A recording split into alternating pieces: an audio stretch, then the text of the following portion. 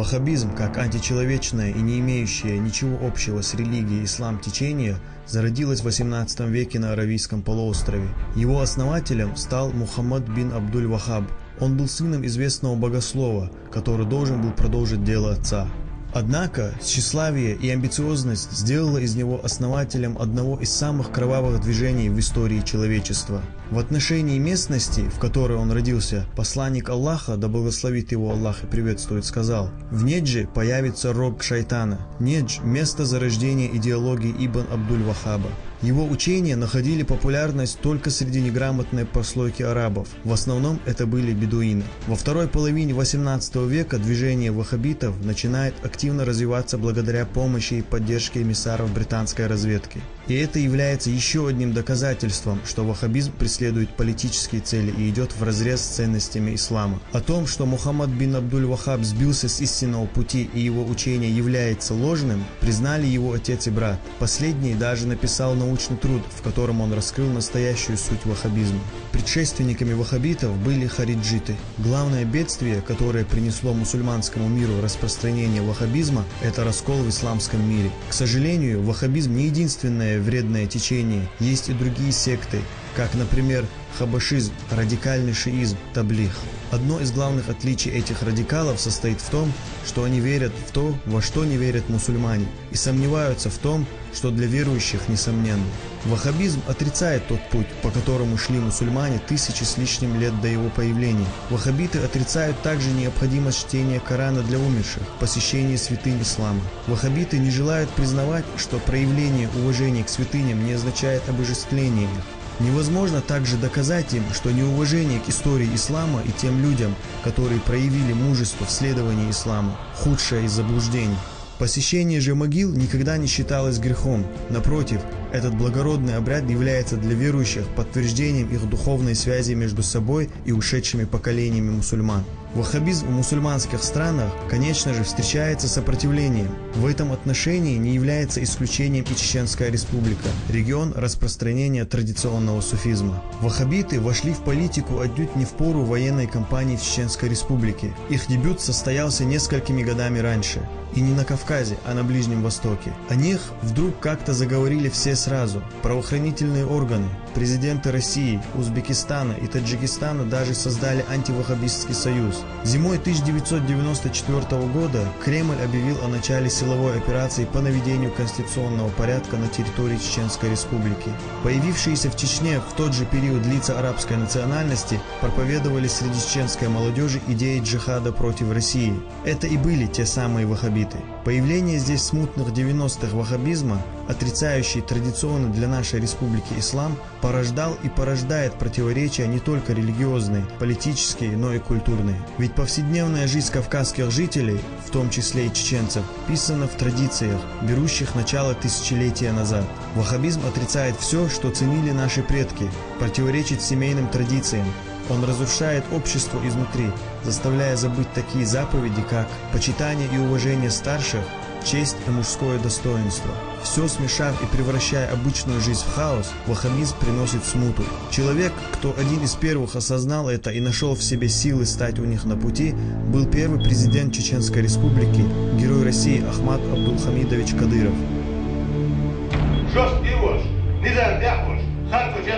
Президент сказал, что порядок 34-й год, а война хундисер. 44-й год, а война хундисер. Юлхартам хунд путевой.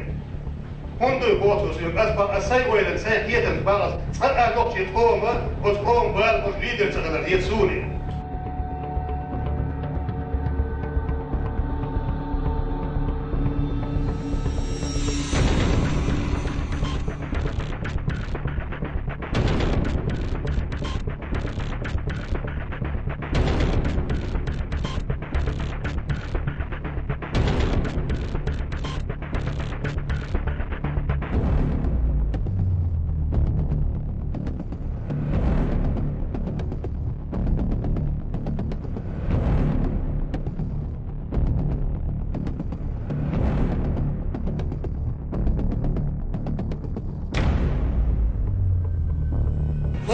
Что царство бенчуна елспанею, царство беш величуна елспанею.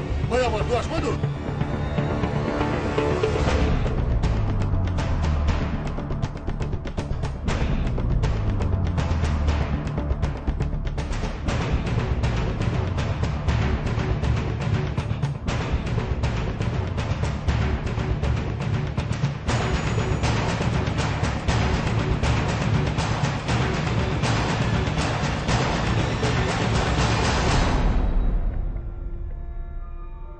Его жизнь была посвящена борьбе с ними, раскрытию их истинных целей.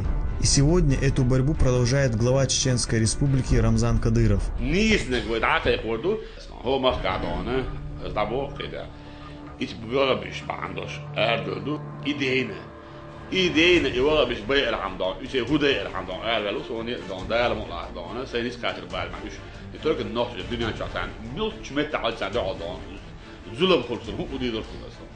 Радикальные движения полностью подавлены. Осталась горстка людей, которые пытаются сбивать нашу молодежь с истинного пути. Руководством республики созданы все условия для развития традиционного ислама, построены и отремонтированы сотни мечетей, духовно-образовательных учреждений. Для комплексного воспитания молодежи разработана и утверждена единая концепция духовно-нравственного воспитания и развития подрастающего поколения Чеченской Республики. Заслуги Рамзана Кадырова в борьбе с международным терроризмом и радикализмом признаются на всех уровнях. Участники Международной богословской конференции «Исламская доктрина против радикализма» были единогласны во мнении, что путь, выбранный в свое время Ахмад Хаджи Кадыровым, был единственным правильным и необходимым на тот период. Они убеждены, что Рамзан Ахматович на пути Аллаха достойно несет знамя Отца и является служителем священного Корана. Будучи истинным мусульманином, Рамзан Кадыров делает все возможное для того, чтобы защитить истинные ценности религии ислам и уберечь нашу молодежь от тех, кто пытается использовать ее в своих корыстных целях. Сегодня в Чеченской Республике созданы все условия для развития культуры, свободного исповедания своей религии и достойной жизни каждого гражданина.